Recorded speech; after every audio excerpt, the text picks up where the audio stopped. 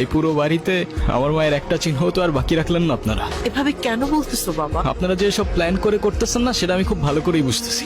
Ivan, তোমাকে কিছু না বলতে বলতেই তুমি হাতের বাইরে চলে গেছো। সামান্য একটা ভুলের জন্য এতটা বছর এরকম করা কোনো মানেই হয় না। ওনাকে বলে দিয়েন এটা কোনো সামান্য ভুল ছিল না, ইট ওয়াজ এ মার্ডার। আপনি কি আমাকে একটু শ্যামপুর স্টেশনে পৌঁছে দিতে পারবেন? ওকে, প্যারা নেই, চল। ঠিক আছে তাহলে, আই গেস আমাদের জার্নি এখানেই শেষ।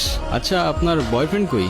কি হয়েছে, তুমি কল ধরতেছো না কেন? আমি স্টেশনে এসে দাঁড়ায় আছি। তুমি চলে আসছো, আসলে একটা প্রবলেম হয়ে গেছে বুঝছো? প্রবলেম মানে কি হয়েছে? আসলে দেখো, বাসায় সব জানাইছি। আম্মু বলতেছে যে মেয়ের বাপ মায়ের পরিচয়টাই নাই, সেই মেয়ের আমি ঘরে তুলতে পারবো না। আমার আসলে কিছু করার নাই, আমি আমার ফ্যামিলির কথার বাইরে যাইতে পারবো না।